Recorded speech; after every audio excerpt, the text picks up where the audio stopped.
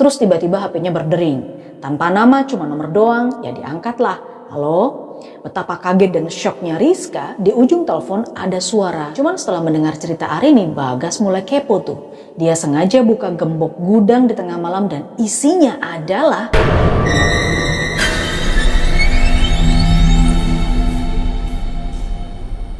Hai teman-teman, apa kabar? Terima kasih kamu sudah klik lagi video ini, dan kali ini aku punya cerita mistis kiriman dari Rizka. Halo Rizka, pengalaman mistis Rizka ini sangat kental dengan budaya Jawa.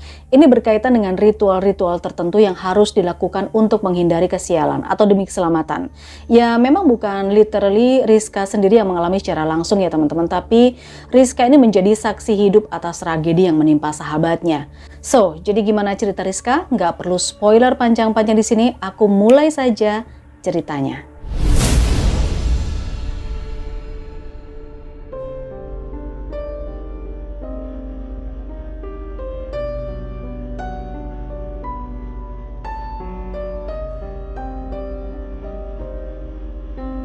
Ya, jadi ceritanya di sini, Rizka itu punya teman, namanya adalah Arini. Arini ini umurnya ya sebaya dengan Rizka, 21 tahun.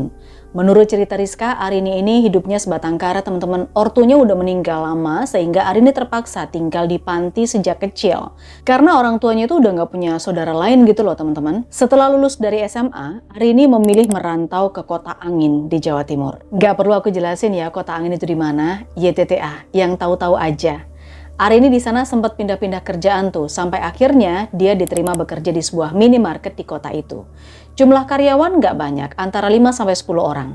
Sebulan 2 bulan Arini kerja di situ. Gaji yang awalnya dijanjikan naik, ternyata kok nggak ada peningkatan. Bisa dibilang gaji di sana sangat minim. Nggak ada 1.250.000, kurang dari itu. Tapi ya mau nggak mau Arini harus bertahan dengan kondisi ini. Arini pun hidup dengan keadaan yang sangat pas-pasan teman-teman. Dia tinggal sendirian di kos-kosan yang kurang layak, kayak kumuh gitu deh. Singkat cerita, Arini kenal dengan adik pemilik minimarketnya atau adik bosnya, sebut saja namanya Handi. Pendekatan-pendekatan lalu pacaranlah mereka. Awal-awal pacaran sih Arini benar-benar dimanjakan sama Handi. Kos-kosan dibayarin, sering dibawain makanan, bahkan Handi ini sering banget loh nginep di kos-kosannya Arini. Tahu kalian apa yang terjadi selanjutnya? Sama-sama dewasa ya, bener banget. Arini hamil. Mengetahui dirinya hamil, tentu Arini minta Handi dong buat nikahin dia. Di luar perakiraan BMKG, Handi justru sering ngilang dan gak tahu gimana kabarnya. Arini tuh udah coba nanya ke kakaknya Handi, which is ini bosnya ya, pemilik minimarket. Bosnya itu kayak nutup-nutupin gitu teman-teman. Hampir 2 bulan loh, Arini belum dengar kabar apapun dari Handi. Arini pun bahkan sudah menunggak pembayaran kos-kosannya. Nah di situ Arini berpikir, fix nih, Handi udah ninggalin dia dan gak mau tanggung jawab. Di tengah kekalutannya, Arini berupaya mencari bantuan ke sana kemari. Dia meminta bantuan ke bosnya juga, maksudnya kasbon agar bisa buat bayar kos-kosan. Si bos sih mau bantu katanya, tapi syaratnya teman-teman bener-bener di luar nurul. Arini harus mau diajak check-in sama bos, berarti ngapain dong di sana? Ya disitulah Arini bener-bener emosi dan langsung menampar bosnya. Lalu hasilnya apa? Ya Arini dipecat dari pekerjaannya di minimarket. Pulang ke kosan, Arini apes juga karena dia bertemu dengan pemilik kos-kosan. Ya meskipun berusaha untuk membujuk pemilik kosan itu, ternyata mereka juga nggak mau memberi kesempatan. Akhirnya Arini diusir dong dari kos-kosan. Dengan putus asa dan kondisi hujan, dia datang ke kontrakannya Rizka. Lalu dia ceritain tuh semua kejadian ini ke Rizka. FYI, Rizka dan Arini ini satu kerjaan ya di minimarket yang sama. Kondisi Arini yang benar-benar kacau saat itu membuat Rizka akhirnya mengizinkan dia untuk tinggal sementara di kontrakan. Tapi ya memang nggak bisa lama, mengingat Arini kan lagi hamil. Gimana pun juga dia harus cari Handi dan Handi harus tanggung jawab, maksudnya gitu kan. Seminggu 2 minggu Arini belum juga menemukan Handi. Dia udah mulai ngerasa nggak enak tuh sama Rizka. Arini akhirnya mencoba mencari bantuan ke grup Facebook iseng aja. Di sana ternyata ada sebuah grup bernama Support Bumil. Nah Arini memutuskan nih untuk bergabung dalam komunitas di Facebook itu. Orang-orang dari grup Facebook itu baik-baik dan ternyata ada pihak yang menelpon, menawarkan bantuan. Pertama, Arini bisa memilih untuk mempertahankan kandungannya. Lalu yang kedua, pilihannya adalah abort atau digugurkan. Dan pilihan ketiga, Arini bisa menggunakan orang tua asuh di grup Facebook itu, di mana pada saat nanti bayinya lahir, dia itu bisa ngasih ke orang tua asuh gitu loh. Selama masa kehamilan juga Arini akan dibiayai dan dipenuhi segala kebutuhannya. Ya, karena memang Arini nggak punya pilihan lain ya. Dia memutuskan untuk menggunakan orang tua asuh saja. Terpilihlah di sana pasangan suami istri yang namanya Bu Lydia dan Pak Andi. Singkat cerita, Arini mengikuti proses orang tua asuh. Arini harus tinggal juga bersama pasangan suami istri ini. Di sini nih, dia nggak cerita ke Rizka kalau dia ikut program di grup Facebook itu. Kata Rizka, Arini waktu itu pamitnya itu mau balik pulang tinggal di panti tempat tinggalnya dulu. Ya udah, Rizka percaya-percaya aja dan nggak ngecek kan. Dah tuh ya, Arini dijemput oleh pasangan suami istri yaitu Bu Lydia dan Pak Andi tadi di sebuah restoran. Mereka bertiga lalu pergi bersama naik mobil. Rumah Pak Sutri ini ternyata di sebuah daerah yang jauh banget dari perkotaan. Lokasi rumahnya bisa dibilang sangat terpencil teman-teman. Dikelilingi hutan, bukit, jauh dari rumah tetangga lainnya. Tapi Arini merasa senang-senang aja karena meskipun jauh, rumah yang akan dia tinggali selama beberapa waktu itu terasa nyaman dan asri banget. Terlebih lagi orang tua asuhnya yaitu Bu Lydia dan Pak Andi ini juga baik banget orangnya. Sudah seperti anak sendiri gitu loh ke Arini. FYI, Pak Sutri ini memang udah nggak muda lagi ya. Usia mereka sekitar 40 tahunan gitu. Tapi Pak Sutri ini selalu memberikan perhatian kepada Arini. Makan dikasih yang bergizi, 4 sehat 5 sempurna, diajak jalan-jalan. Pokoknya hari-hari Arini di rumah itu terasa sangat membahagiakan. Beban hidup Arini itu terasa seperti udah keangkat gitu aja teman-teman. Bahkan agar kandungan Arini tetap terjaga, Pak Sutri ini itu juga berinisiatif mengundang seorang dokter kandungan sampai ke rumah loh. Namanya Dokter Nita. Bukan cuma dokter, bukan secara medis aja, tapi Bu Lydia itu juga mengajak seorang praktisi namanya Ki Ageng untuk mendoakan Arini di rumah itu. Ki Ageng melakukan ritual khusus pada Arini dan meminta Arini untuk memakai peniti di bajunya. Jadi disempilin gitu nah. Nah, sejak dilakukan ritual itu, Arini mulai merasa ada yang aneh. Dia itu kok sering banget mimpi buruk ya dan nyeremin gitu mimpinya. Di mimpinya itu ada sosok perempuan berkebaya yang menghampiri Arini. Sejak itulah Arini mulai nggak nyaman karena mimpi ini terus berulang. Dia bahkan malah ingin pergi ya dari rumah itu. Kayaknya mengurungkan niatnya aja untuk ngasih bayinya sebagai orang tua asuh gitu loh. Di tengah kebingungannya itu suatu siang, tiba-tiba ada mobil berhenti di depan rumah. Ada tamu. Tumben, pikir Arini. Bu Lydia dan Pak Andi yang ada di dalam rumah juga agak sedikit bingung ya dengan tamu itu. Ternyata, kamu tahu nggak? Tamu itu adalah Bagas, anak kandung Bu Lydia dan Pak Andi yang sebelumnya tinggal di Jakarta. Bagas yang baru tiba setelah bekerja di Jakarta memang tidak memberitahu orang tuanya dulu kalau dia mau pulang ke sana dan menetap gitu loh. Jadi kejutan. Harusnya malah seneng dong anaknya pulang, menetap. Ini enggak. Malah seolah-olah Bagas itu segera disuruh balik lagi ke Jakarta. Arini makin curiga di situ. Hal apa sih yang disembunyikan sama Bu Lydia dan Pak Andi? Apalagi di situ Arini dikenalkan juga sebagai anak temannya Bu Lydia yang tinggal sementara sampai melahirkan gitu.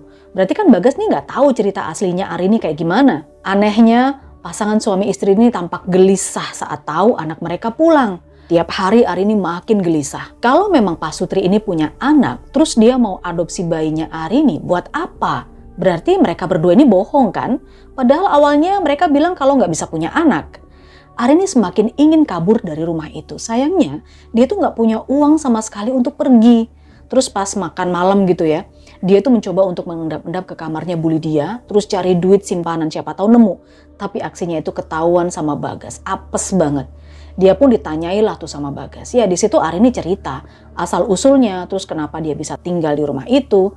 Bagas sih awalnya nggak percaya. Singkat cerita, ada beberapa kejadian yang membuat Bagas akhirnya mencari tahu. Ada sesuatu yang disembunyikan orang tuanya nih kayaknya. Seperti gudang belakang rumah yang selalu digembok katanya. Setahu Bagas, gudang itu sejak kecil belum pernah dibuka sama sekali. Yang dia tahu sih ya isinya mobil antik milik ayahnya. Mobilnya masih bisa hidup ya. Dan juga beberapa perkakas perbengkelan.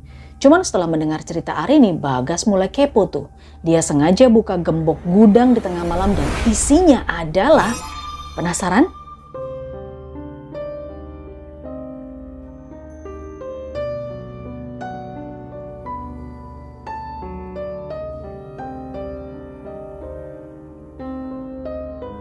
Ya, teman-teman, seperti yang Bagas tahu, sejak kecil memang gudang itu isinya mobil antik milik ayahnya dan perkakas perbengkelan gitu. Tapi ternyata ada yang janggal. Di belakang mobil itu kayak ada semacam pintu masuk ke ruangan lain. Pas Bagas buka di sana, ternyata di dalam ruangan itu penuh dengan sesajen dan seperti dipakai untuk ritual-ritual. Karena di situ juga ada fotonya Arini. Bagas kaget banget dong melihat itu, dan untuk apa nih orang tuanya melakukan ini? Ya tanpa pikir panjang, Bagas menemui Arini di kamarnya dan mengajak Arini untuk pergi. Ya karena waktu itu situasinya malam ya, Bagas tuh nggak tega untuk membiarkan Arini pergi sendiri. Ya akhirnya Bagas berencana untuk nganterin Arini lah sampai ke perkotaan lah. Pakai mobil antik ayahnya tadi yang di gudang. Mendengar suara gaduh-gaduh itu mungkin ya, Bu Lydia dan Pak Andi ternyata bangun dari tidurnya dan melihat kalau Bagas sedang menghidupkan mobil. Buru-buru mereka samperin tuh si Bagas. Mereka berusaha untuk membujuk Bagas agar tidak membawa Arini pergi demi keselamatannya dia. Bagas berantem di situ sama orang tuanya katanya. Bagas menanyakan untuk apa nih sesajen yang ditemukan di gudang banyak banget, terus ada foto Arini juga di situ. Orang tua Bagas sambil nangis-nangis lalu cerita kalau itu mereka lakukan demi menjaga keselamatannya Bagas. Dimana katanya setiap tahun Bu Lydia dan Pak Andi itu harus melakukan ritual khusus untuk meruat Bagas agar diberi umur panjang dan jauh dari kesialan.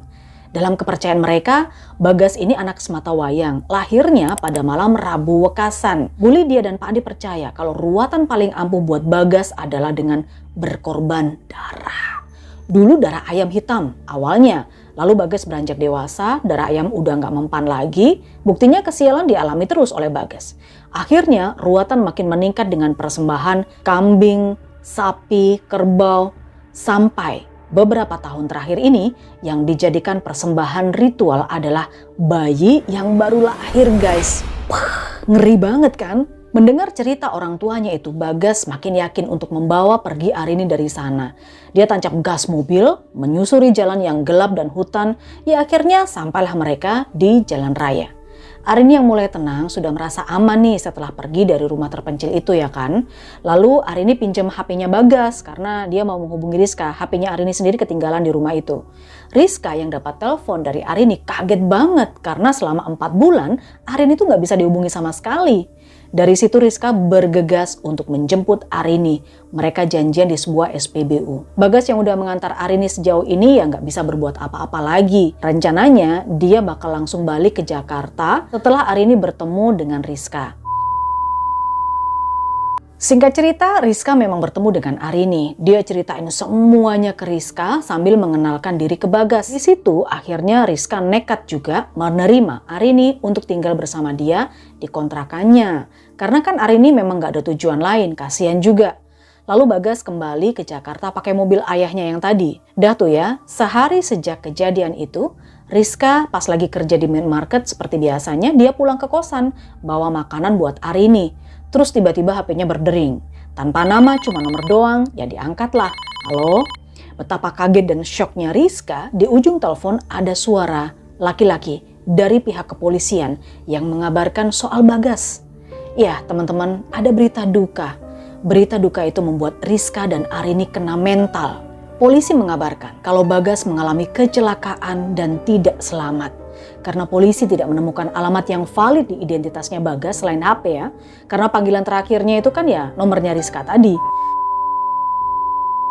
Ya teman-teman, kalian pasti bertanya-tanya juga gimana terus kelanjutan cerita ini. Kata Rizka, dia bilang ke polisi kalau nggak kenal dekat dengan si Bagas ini. Sedangkan Arini juga nggak tahu di mana lokasi tempat tinggal orang tuanya Bagas.